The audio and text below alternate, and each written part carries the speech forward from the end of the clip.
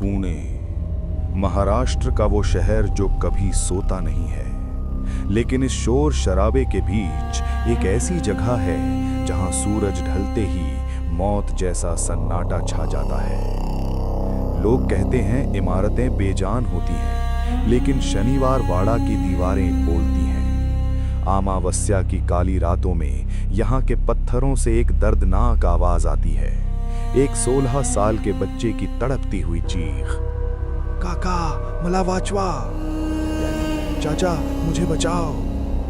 आखिर कौन था वो और क्यों 300 साल बाद भी उसकी रूह को मुक्ति नहीं मिली? आज की कहानी धोखे, लालच और एक खौफनाक मौत की है। ये साल था 1773। मराठा साम्राज्य अपनी पूरी शान पर था।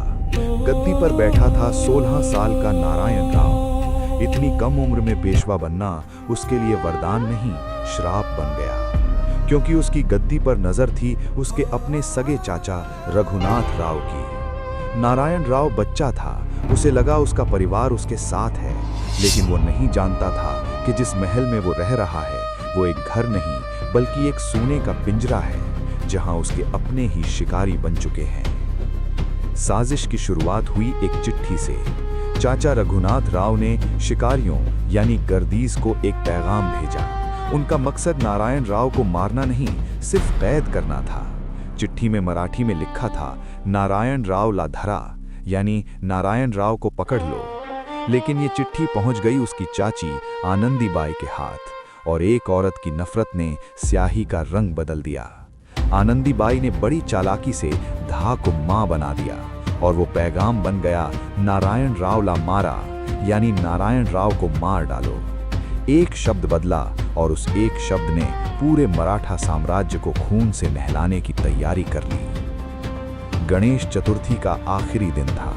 बाहर पूरा पुणे जश्न में डूबा था, लेकिन महल के अंदर मौत नाच रही थी। हत्यारे नंगी तलवारें लेकर महल में घुस आए।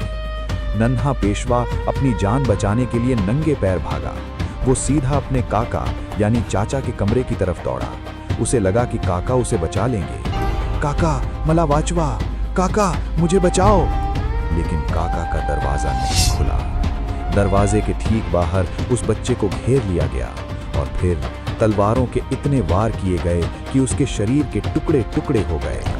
उस रात फर्श पर इतना खून था कि उसे धोने के लिए कई दिन लग गए। उस पाप का बोझ ये महल नहीं सह पाया। 1828 में यहाँ एक रहस्यमयी आग लगी जो 7 दिनों तक जलती रही। सब कुछ राख हो गया। लोग कहते हैं ये उसी बेगुनाह की हाय थी।